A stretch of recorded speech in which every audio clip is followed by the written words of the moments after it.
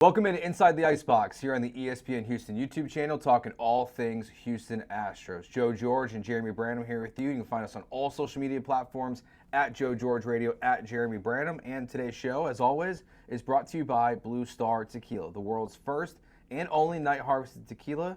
It's tequila, it's natural, unfiltered best, made with 100% blue agave and totally additive free. You can find it near you at bluestartequila.com. Well, Jeremy, it's another week. It's another injury update and another injury for the Houston Astros. We're going to talk about that. We're going to talk about Yordan Alvarez, Jeremy Pena, what's going on with this club, how they just keep rolling without it. We're going to hit on some trade rumors. Are we close now? Yeah, it's July. Okay. All right, we're close now. Yeah, I think you can do it in July. All right, we're a handful, 28 days I'm away. curious about these rumors, too. Which ones? The ones that I'm going to bring up, or just in general? Like, I'm just curious your definition of rumor. Well, rumors or reports or written articles. Some rumor, some written article of what the Astros should do.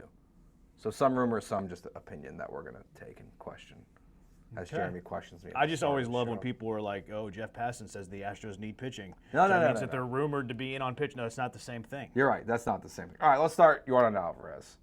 So we'll get to Jeremy Pena. We know he's out, broken rib, fractured rib, whatever you want to call it. Same old thing. But Yordan Alvarez is in Florida. He's swinging, reports hand soreness. He now has to see a specialist. He's now on pause again. What is going on with this? I don't understand. No one does. It's a $1 million question. I don't think Dana Brown does. No, and I thought it was 100%, but then it's clear he was almost 100%. Like, well, why aren't we just waiting until he's 100%? To start. I don't understand what they're doing. I guess they thought he was 100%. Is he lying to them? Who? Yordan? Like before, when he gets into the cage, he's holding the bat, and he's saying how he feels in Houston, and he's apparently hitting rockets all over the ballpark. And then he gets to Florida, the heat changes, and he's hurt again? I don't think he's lying. But there's always the possibility of that, especially with this organization. And sometimes lying with an injury is trying to push through as an athlete. It's not lying maliciously. It's maybe not being 100% honest with your body, your doctors, as you start these things. I mean, I'm sure Yordan's frustrated and wants to play. Like, I 100% think that. But I mean, also, like, what was he doing? Like, he wasn't picking up a bat. He wasn't swinging. He's been gone for 2 months. Right, he last played in a game on May 2nd. He tried to pick up swinging a little bit, and the hand was re-aggravated. Oh, okay, they found a break after doing more imaging. So he rested, wasn't picking up a bat. Now you're picking up a bat again, and then you start swinging. Like, I don't think that it's unbelievable that he has a sore hand. Like I golf, right? Like, there are times whenever I go a long time without golfing, and then I swing the golf club a little bit, like, oh, my hand's a little sore. And then, maybe I don't do it for another month, and then I go play, for another month. Oh, okay, my hand's sore again. Mm-hmm. Doesn't mean that there's anything like wrong. It's just soreness, right? Yeah. So it could be that minor. It could be as minor as that. It could be as minor as he hasn't swung a baseball at that capacity. He hasn't swung a bat at that capacity in a really long time. So his hand that has been injured is a little sore because he did it. Like, we all don't work out as much as we should, right? What happens whenever we go 2-3 months without working out and then we go work out? Sucks. We're a little sore. Yeah. We're a little sore the next day, and then we're even more sore the second day. But there's nothing wrong with us. It's just that we're breaking down those muscles in our body. That way they can get bigger. So hopefully it's that. Now, is it possible and even likely that it's more? Yes. But the frustration that I have is we just don't know the answers. Mm-hmm. Like, we have no idea. They have no idea. Dana Brown said they went and looked at, they've talked to 3 different specialists before this latest instance. I know the Astros have a long reputation of misleading, I think incompetence when it comes to their medical staff, whoever, Kyle Tucker, Yordan the first time, Luis Garcia, Lance McCullers. Like, there's a history of incompetence with the organization, so it's impossible to trust. My frustration is we don't have a light at the end of the tunnel. We felt we did. We felt we did. Okay, Yordan's got a break. It's going to take this long for him to recover. Okay, here are some target weeks that he could be back. But the frustration with this setback is this is a mystery. And when there's a mystery, there's no light at the end of the tunnel, and that's what makes everybody frustrated. And I think that's where, to me, it leads to the bigger question with Yordan Alvarez and the Houston Astros as a whole, is that if you don't have a target date, if you keep having these setbacks. As we are less than 30 days away from the trade deadline, I wonder if it changes your approach. If you're Dana Brown, do you look at the deadline and say, okay, now we, the Houston Astros, need to acquire a DH or a left fielder more instead of just a second baseman like we have talked about before? Do you have to be more aggressive at the deadline? Because even though the Astros are rolling and what they've accomplished this year with all the guys hurt, what they've accomplished over this golden era of Houston Astros baseball, this year continues to be very impressive. But going into the playoffs without Yordan Alvarez or a bat to replace Yordan Alvarez, to me, is a different conversation. So would you like to see, if we find out that Yordan's not playing this year, would you like to see the Astros be more aggressive in terms of adding a big bat at the deadline? I think the easy answer is yes. Yeah, why not? Yeah. You know, they have some like they're limited in what they can do. You know, they don't have a terrific minor league system. Of the minor league system they do have, how much like are they trying to hold on to those guys? The salary situation has to be noted. Like they're only a few $1 million under the competitive balance tax, depending where you get your projections. Is Crane going to sign off on a trade that would allow the Astros to go into the competitive balance tax? So there are a lot of questions. I mean, I would like to acquire a left-handed bat even if Yordan Alvarez comes back in August. So, yeah, I guess that the urgency would be a little greater, or maybe even a lot greater, if Yordan's out for the year. Because this team does have World Series capability. Like if you were 6 games back, it's a different conversation. But you're 7, 8 games up. You're second place in the American League. You could be knocking on the door, fighting for the top spot in the American League. So you do want to send a message to the clubhouse like, hey, help's on the way. I'm bringing you some help, Joe. I'm bringing you some help, players. Like you don't want to run Cooper Hummel out there in left field every single day. And I know the other guys are coming back, hopefully at some point. You know, with Chaz, Melton, I don't know the Zinzo situation. He hasn't picked up a bat either. So you would like to send a message to the clubhouse that you're fighting for them with a trade. So, yeah, I mean, the absence of Yordan, it'd be better to, you know, be a little bit more aggressive. But it is a more, you know, it's a more chaotic conversation than simply would you rather or would you not, you know? Yeah, a lot of variables. Yeah, I mean, the reality is that just based on how this has gone so far, I don't think the Astros will have a 100% clear answer by July 31st. Like it doesn't. I mean, maybe they do, and if they do, unfortunately, that's probably a bad sign at this point. Like if they know for sure he's not playing this year, they'll know by the deadline. It feels like, but it feels like we still might be in this gray area where he's working his way back or not when the deadline gets here. So I kind of feel like in a way you have to approach this of he's not coming back this year, and if he does, that's Joe Spada's problem to figure out. You know, guys can go down, rearranging the lineup, who's in, who's out, how do you rearrange things? Does it mean more Altuve at second base, whatever it is? Like you have to, I think the Astros should go out and acquire someone. I think looking at, if you could find, we don't know what the market's going to look like. By the time the deadline actually gets here, things can change so dramatically. But like I would keep an eye on, you know, Arizona with Suarez, and like if that's a DH for you and you'd be comfortable with that. Ryan O'Hearn is obviously a name that's going to come up a lot at the deadline. A bigger, more powerful bat that you can add, to me, does feel like a priority for this team now. I think it's a different level of trade than we've discussed in the past. You should have more information on Yordan between now and then, too. Should. Yeah, I mean, should. He hasn't played in 2 months. You have, 20-something days to collect information. Hopefully they collect that information. So you should know more. Like a lot's going to change between now and 20 days from now, 25 days from now. But I think they need to be in the market for a bat regardless. Like I think they should be kicking the tires on a bat no matter what. Because even if Yordan comes back, like where can you add to this team? Offense. You could add offense to this team. So even if Yordan's gone, even if he's back, I would still be kicking the tires on a bat. That's why it wouldn't really change my mindset a whole lot. Like would I be a little quicker to pull the trigger on a trade if Yordan's out for the year? Of course.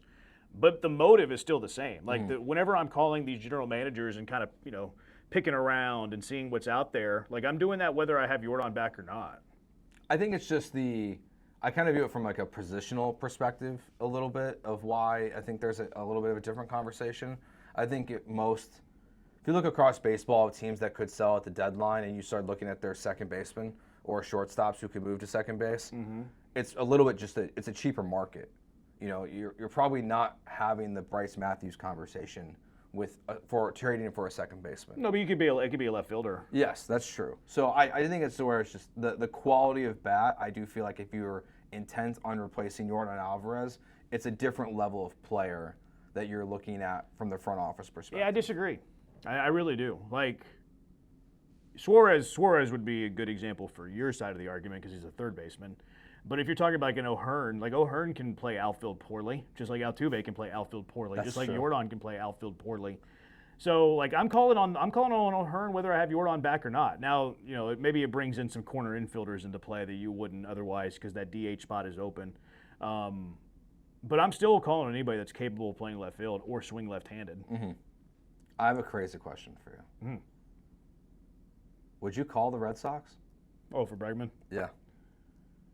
I know he's hurt, but like, would you call? Would you like if he, I would. just saw this? He just saw this trade happen with Devers. Yeah. If he is already in his mindset, like I'm not staying here. Look what this organization has done. They have traded away Mookie Betts. They have traded away Rafael Devers. Like they haven't really paid a lot of guys. Do I want to go back into free agency or stay a Boston Red Sox player? Which in theory he could get traded here and go back anyways. But like, would you call and try to do the JV thing again? Well, I think a lot of what you said is a little overrated. Like they pay players. Well, if they extend him, they're paying him, and he's probably gonna get a no trade clause there too if they give him a long-term deal. Yeah, they paid Devers, I guess. They did. They paid him a lot of money. They didn't treat him well. Because of Bregman. I can't remember who wrote it. It might have been Rosenthal that wrote it. But they were talking. They pulled executives around the game, you know, whatever, and they had Bregman on as like a top 15 player likely to be traded. So, but in his comments, he said if they don't extend him before the trade deadline. So I think they're actually working on a contract extension as we speak. I think they're discussing it, and if they don't get it done, then they will shop him around, which would be the wise thing to do. Yeah. I mean, he could opt out at the end of the year, and you get absolutely nothing for him. So it would be wise for them to trade. Like they're in the race though. Like they're just a couple games out of the wild card. Like everybody's kind of in the race because that third wild card spot has been kind of mediocre, kind of average. I believe in doing your due diligence no matter what. So yes, I would call on him. I would find out like, hey, what's it going to take? What does it look like? So yes, call. Now to actually like pull the trigger and make a trade for Alex Bregman, that's complicated. It's very complicated. It's very because complicated. like, okay, well, where is he going to play? Like, what do you like? Is he your third baseman? What are you doing with Isak? I don't know if Isak's lateral movement's great at second base. I think Bregman's your second baseman. Yeah, that's another complicated issue. I would call. Why not? Like, why not call? I don't think it's feasible. I think the price would be too high. I think it's too complicated. But yeah, I would call. Yeah, it's honestly more just the irony of letting Justin Verlander walk to the Mets and then immediately getting him back. Yeah. And then being able to do the exact same thing with Alex Bregman would just be. I don't think it's practical though. I really don't. It's probably not practical. Like if I'm making a trade with Boston, it's like, hey, what's up with Wilyer Abreu? How is should we return? How about that reunion? Even though he never made it up to the bigs, and Wilyer honestly, Abreu. Jim Crane you'd have to ask Jim Crane, like, are you okay if Alex opts back in? Like financially. $40 million. Like it is reality. I mean, if Alex Bregman's been hurt most this year, you know, he could test free agency, but we saw how that worked for Carlos Correa. It wasn't great. So like, would Bregman just opt in and stay and then play 1 year in Houston and then hit free? Like, well, I don't know. Who knows what he would do, but the owner at least has to be cognizant of the idea that he could opt in for $40 million, and you have to be okay with it. That could also be part of the trade. Like, hey, I'm not going to opt in. Like, That's true. You can Yeah. like, you know, do all. That's why it's very complicated. It's very complicated trading for a guy who's going to make $40 million per year, has the option to do it for the next 2 years, and then half of it's deferred for the future. Like that, there's a lot of moving parts to that type of trade. All right, we'll hit on the other trade stuff here, and then we'll get to the other injuries, Jeremy Pena, and what's going on with the pitchers, and who you might expect to return on the other side of our break. So this one's not a rumor. This is a ESPN.com trade suggestion. It's one trade for every team in baseball, one player they should trade for or trade away. ESPN.com says the Houston Astros should acquire Sandy Alcantara from the Miami Marlins. Now we've just been talking about hitting nonstop here for the first however many minutes of the show. Now, he's been up and down this year. Was a very bad start. Was really good in June until his last appearance. So he's not at his best level, so you might be able to get him at maybe a lower discounted price compared to what I think people would have thought in the offseason. But just more not just the player, but the idea if the Astros didn't add a bat and instead went out and added a third pitcher, how do you think do you think that's a good move? Neutral? Bad decision to go pitcher over hitter at the deadline? No, I would say neutral. I hate looking at things like either or. Like the Astros, it feels like they need a bat more than a pitcher because the offense has been mediocre at best. The pitching staff's been one of the best staffs in all of baseball. So it's like, okay, the urgency is offense, but a general manager's job is to kick the tires on everything. If the opportunity presents itself to enhance a pitching staff and it never presents itself to help the offense, yeah, I'm totally okay with trading for a pitcher. Like, the job isn't to help one side of the ball. The job is to help your overall club. If the demand and the price on bats is just too high, and like usually it's the other way around, but if the price on bats is just too high for the guys that you want, but you can help your club by adding another pitcher, yeah, why wouldn't you? So I wouldn't bash the Astros for going that route. I would hopefully trust that Dana's kicking the tires on everything. Mm-hmm. But no, I wouldn't. I don't hate adding. It depends on what the trade looks like. Like maybe I don't like the trade. But it's specifically him too. Like I kind of like the idea that he's under club control for another year. He has stuff, and we know what the Astros pitching staff and pitching machine does with guys who have stuff. So no, that the name intrigues me. And then you're looking to it like, as we talked today, your top two pitchers are the best two in baseball, with Framber and Hunter Brown. You need a third starter in the postseason, especially a 5-game series. Mm-hmm. You probably need a fourth starter if you play in a 7-game series. So, yeah, I really like the idea of adding to your top 3 starting pitchers. I wouldn't be opposed to that at all. Yeah, the fact that I feel confident saying, they have a 3-game lead as we record this over the Yankees in terms of just the American League for the third spot, which screams the Astros. I think they're going to play at a minimum in a 5-game series, right? So you're not going to be in a situation like you were last year where you lost 2 games and you went home. You're going to have more baseball to play. So adding that third starter, I think would add a lot of value to that. And honestly, if you rolled out Alcantara, Brown, and Framber, you're the World Series favorite, in my opinion. Like, just based on what the Astros have done with pitching. To win it? At least out of the American League. I can't be the favorite because of the Dodgers, unfortunately, but because they're so stacked and they have a gajillion injuries themselves, and they might be the team that goes out and acquires every good starting pitcher at the deadline because they also have very good prospects. But at least coming out of the American League, I put you well in front of the Tigers because I think I have questions after Skubal. That lineup, I'm not a real believer, and I don't believe in the Yankees at all. So if you add Sandy to this rotation, I think it does put the Astros on a different level in the American League than everyone else. So, yeah, I love the idea of it. I would focus on a bat. Like, if it was just same exact guys available in 2 trades, and you could tell me you could have Ryan O'Hearn or you could have Sandy Alcantara, I would take O'Hearn. If it was like Brice Matthews plus 2 others. I'd go Sandy.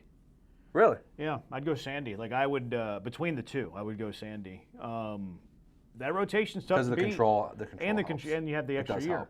You have the extra year, and Framber is a free agent at the end of the year. Mm-hmm. So, you're locking in not only a starter that would be part of a trifecta that I think would be very, very good, maybe the best in baseball, and then you're also locking in one of your top 3, potentially top 2 starters for the next year. It does, it helps in the long term and the short term. And just win a bunch of 2-1 games. And look, I would like O'Hearn. O'Hearn's just a rental bat, and I'm putting that lightly. But he's also been slumping lately. Like, people kind of lose that in the shuffle. They're like, oh, I like O'Hearn because his numbers have been this good, and like, oh yeah, this looks awesome. And then it's like, okay, go pull up the last month on Ryan O'Hearn. Doesn't look as nice. Yeah. No, you're right. It's always. That's the deadline's always fascinating because if a player gets hot in the next 15 days, they're going to turn into one of the hottest commodities at the deadline, and they might flame out as soon as they get to their new location. What I always look at, what the Braves did in, was it 21 when they beat I was at 19. I think it was 19 when they beat the Astros, right? They beat the Astros they beat the Astros in 21. 19 was the Nats. You're right. You're correct. Whenever they had, they lost all of their outfielders. Oh, yeah. Dana Brown was there in 21, if memory serves. And they just traded, they found a bunch of, average priced outfielders at the deadline. Like, I think you can find capable bats that might be under the radar guys that aren't going to cost you an arm and a leg. Like, they're not top of the market, they're not splashy like an O'Hearn, but they're guys who can help you. And look, the Astros right now on their roster are employing Taylor Trammell, Cooper Hummel's getting regular at bats, Cesar Salazar's on this roster, and he played like 2 games. He's pitched in a game. They have Shea Whitcomb, who does this team can also improve, not necessarily by adding improving your starting 9. This team can improve by adding to the bench. Like have a decent left-handed option off the bench for Joe Espada. Have a platoon left fielder that can play, whether it's lefties or whether it's righties. So this team can help without a splash. Like they can get help at the deadline offensively without top of the market names. A guy who used to be a top of the market name, there's been lots of little rumors floating around that the Astros have talked to the Orioles, are interested in Cedric Mullins. What do you make of a player like that? Is that kind of what you're talking about just there? No. Depth piece? I'm grumpy today, I've realized. I don't know why. Did you eat yet? I did. I ate on the way. Maybe it's the Yordan news. I don't know. I need to look in the mirror and talk to myself. Why are you grumpy today, Brandon? Yeah. I need to do a little meditation that I like to do before every show. The question that I ask myself, and I think everybody should ask themselves, we talked about the luxury tax situation the Astros are in. They have a few million to stay under. And I think that Crane was willing to go over for the right player.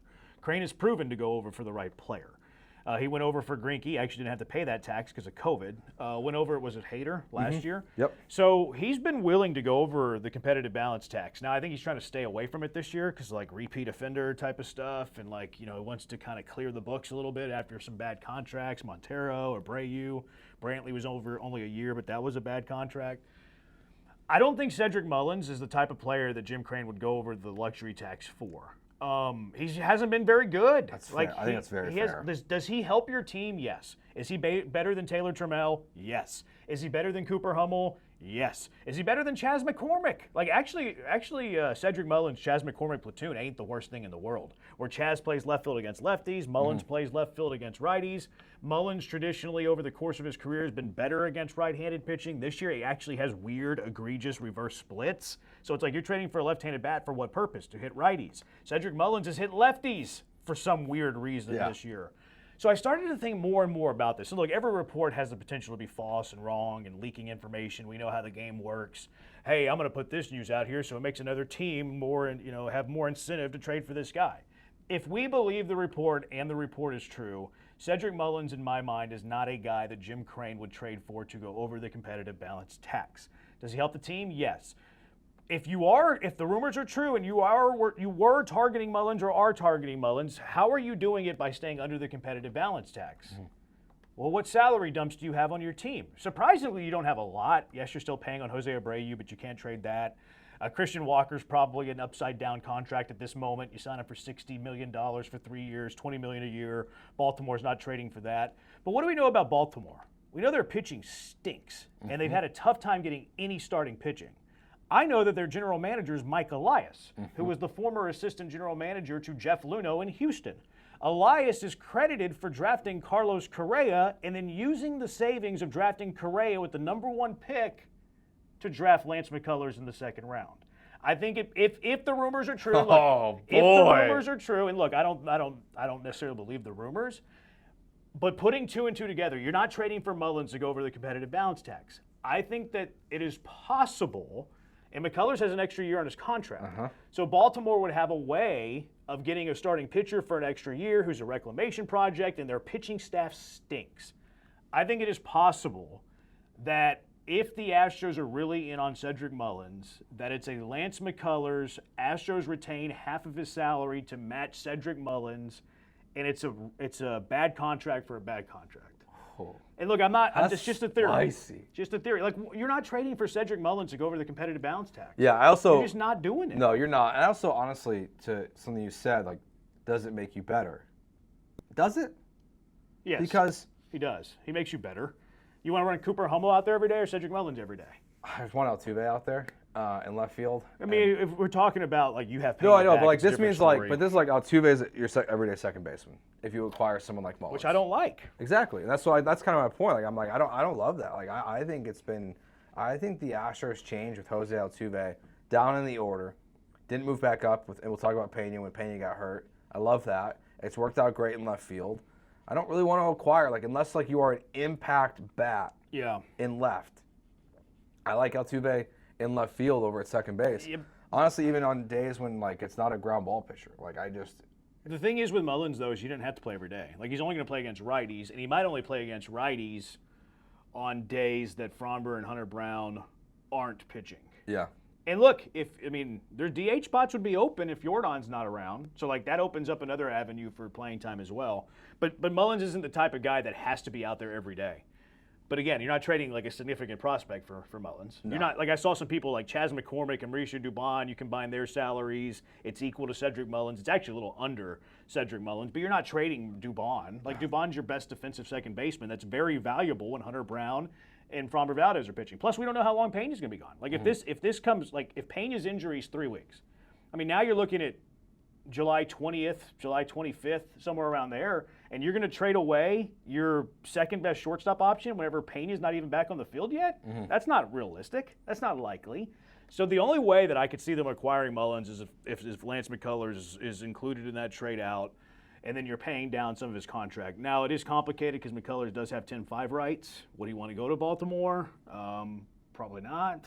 He didn't say bury me in Baltimore. No. So that complicates the issue too. But that doesn't prevent Dana Brown from bringing his name up in contract. And again, these reports are so silly.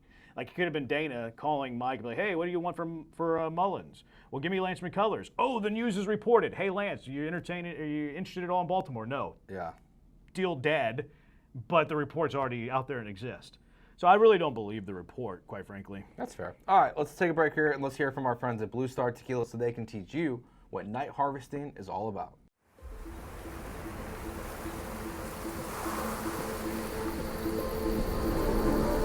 In the highlands of Jalisco, as the fierce heat of day fades into dusk, the sun dips below the horizon, and our jimadores begin their work. Harvesting our precious agave azul beneath the glow of stars, while the night air is cool and calm. Away from the harsh heat of the sun, we protect our agave's freshness, locking in essential natural properties and sweetness, and preserving its unique flavor profile. This world-first practice has been warmly embraced by our jimadores, who relish the soothing embrace of evening's cool air as they work beneath the moonlight. 100% agave azul, night harvested, unfiltered, and additive-free. We invite you to taste the Blue Star difference. All right, Jeremy, you mentioned Jeremy Pena there before we went to break. So the initial news was that there was not a fracture, and then there was a fracture. Mm-hmm. Another day, another Astros lie, miss. I don't know. I don't know what it is anymore. I don't know what to believe anymore. I don't know if I want to believe they're just lying to us, if I want to believe that they're incompetent. I don't know what to believe anymore. It's honestly, I think it's a mixed bag at this point. I think there's some lie. I think there's some incompetence in what's happening with the medical department. Between everything we talked about earlier with Yordan and Lance and past guys and everything, it's hard to figure out. So Shea Whitcomb's coming up. Were you surprised? We'll start here, and then we'll move on to Pena. Were you surprised it wasn't Brice? So the reason I don't think it was Brice is because they don't think that Pena's injury is going to be long-term. So the longer runway that they could have given to whoever they called up, it would make sense if it was like a long-term injury, or I shouldn't say long-term, like a 4-week injury. I think Dana's being too optimistic about Pena's return. But that's kind of his MO, is he's very optimistic. Remember, he's like, oh, there's an outside chance that Yordan can be back for the Dodgers series. Mm-hmm. So I think his nature is, his tell is that he's overly optimistic. But because he thinks that Pena could potentially come back, right when the 10-day IL is over, he doesn't see everyday at-bats on a consistent level to bring up Brice Matthews. I would have liked to see it, though. Mm-hmm. There's a chance Brice Matthews is the best second baseman in this organization. How can we know that? Well, let's see what it looks like against big league pitching. Let's see if he can earn that job. Let's see if you give him the opportunity to grab that brass ring, if he can grab that brass ring. So I thought it was a really good opportunity to get a look at Brice Matthews to see if he could really just seize the day and take it and just, run with it. But I think because Dana feels that Jeremy Pena is coming back sooner rather than later, which I'm not going to fall for Dana Brown's optimism, that they decided to keep Brice down for seasoning. I would have liked it to see Brice, though. Surprised, no, because it does make sense if you think Pena's back in 11 days. But Yordan's not. So Brice Matthews could have come up, filled in for Jeremy Pena, and played second base with Dubon at short or whatever he wanted to do. And then if it was going well for 10, 15 days, then Altuve just stays in left, and you have until the deadline to see what you have with Brice Matthews at second base. Like, I would have liked it too. I think we've seen enough of Shea Whitcomb. We've seen the pop. He's Joey Lou Perfito 2.0. Like, he's got nice minor league numbers. They don't translate to anything in the bigs.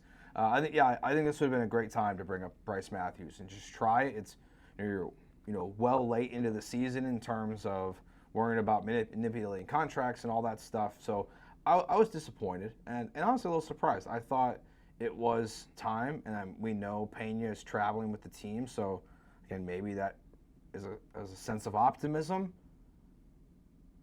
But we can't believe the Astros, and even if you believe them, like, I don't think Dana Brown is always only lying to us.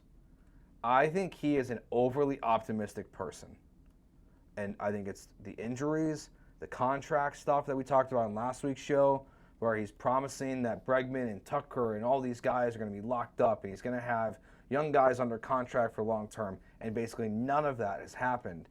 And it's the same thing with the injuries. He always talks about guys coming back sooner than they're ready. He's overly optimistic. He is an overly optimistic person, and only wants to feed the media, or at least only wants to feed the media sunshine and rainbows. Yeah. Like, it's so that's where, like, I'm with you. Like, I can't believe it. So yeah, I would have liked to see Brice back up.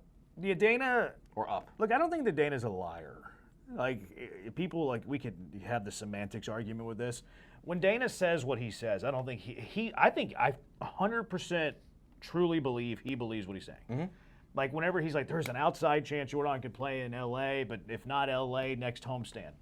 I believe he believes that, which doesn't make it a lie. Now, what he said comes out to not be true. Oh, he's a liar. I don't think he's lying. I think he really does believe that. Whenever he was asked about Kyle Tucker, Kyle Tucker's going to be an Astro long. I believe at that point in time he believed that. Now, I do think he needs to learn to maybe filter his optimism a little bit. Maybe don't make his optimism public. Maybe play it down the middle a little bit. Like, is it tangible? I don't know. I don't like the timeline thing with players. Like, who cares what us fans want, right? Like, does he need to be transparent for the fan base? No, I really don't believe in that. Like, the Belichick way, we'll see where he lands. The D'Amico Ryans way, we'll see where he lands at the end. Okay, that's fine. Like, you want to do that, that's cool. You don't owe anything to the fans in terms of injury transparency. Would we like to know because of our curiosity gets the best of us? Yes. But you don't owe that to us. The thing that I don't like, that I do think is actually real and tangible, is when he starts throwing these timelines out there, because now there is pressure for the player. Like, oh man, if I don't hit my timeline, like, everybody's gonna be disappointed in me. I think that, like, does Yordan, whenever he reads the Dana Brown saying LA or, the next homestand, does that mean he's playing through an injury? Like, and I do like that he's gotten to a point of honesty with the organization. Hey, it's still bothering me. But was that something going on early in the year where, like, I feel pressure to play? The Kyle Tucker thing. Like, we didn't know it was a broken leg, and we're calling Kyle Tucker soft and, like, brittle. Like, that's the stuff where it really, like, it would irritate me if I'm a player. Like, he's out there talking about Pena coming back right when the 10 days are over. Like, why put the timeline out there? Like, look, we're going to see how the bone heals. We'll see where it's at in a week. We're going to take more imaging. His body's going to tell us when he's back. Why do you throw a date out there? And, like, if you want to do that internally within the front office, and, like, hey, this is the timeline, okay, like, you're doing that in private. That's what all organizations do. But whenever you put it in the papers, like, that is tough on the player. Yeah, I think it causes the anger and the frustration is honestly just because, like, from the fans, it's because of those timelines that were put out there. And if they just didn't do it, like, people would be like, well, like, he's hurt. Like, they would be asking for timelines and not getting them. But I do think if they stopped giving timelines, I think fans would just be like, all right, well, like, he'll be back at some point. Because even the ones that have been long-term timelines, they've been all wrong. I mean, you look at what we got here from the team notes that were put out the other day. Spencer Arrighetti threw 20 pitches in a side session. JP France was supposed to throw a live BP, got canceled because of the weather. So he threw 26 pitches. Christian Javier and Luis Garcia both threw 25 pitches in a live bullpen session. So 4 guys, no one threw more than 26 pitches with where they're at right now. So but it's just like the timelines that we've been given would indicate that they would be farther along. I disagree. Really? Why? Yeah, I mean, I think Javier's on schedule. I think JP For France August? is ahead of schedule. I don't even factor. I mean, I honestly put him he's in throwing here. in a 25-pitch live BP. He's probably going to be in a rehab assignment by the end of the month. Honestly, I just didn't want to be rude to JP France and exclude him from this because I felt bad, but But he also, doesn't really factor into it. I mean, all those guys. I mean, I wouldn't say all the guys are behind schedule. And I do think that new information in the game notes is because of the Yordan Alvarez thing. Like, this is the Astros trying to be like, okay, we do think that we should be more transparent with you. I like that they're doing that. I like the factual aspect of it. Tanner Brown should probably talk more about like what's in the game note as opposed to we expect him to be back by August. We expect him to be back by this date. Because what happens whenever they don't hit that date? This guy's awful, he's soft, the Astros front office, the Astros medical staff is the worst in the world. No, just tell us what he's doing.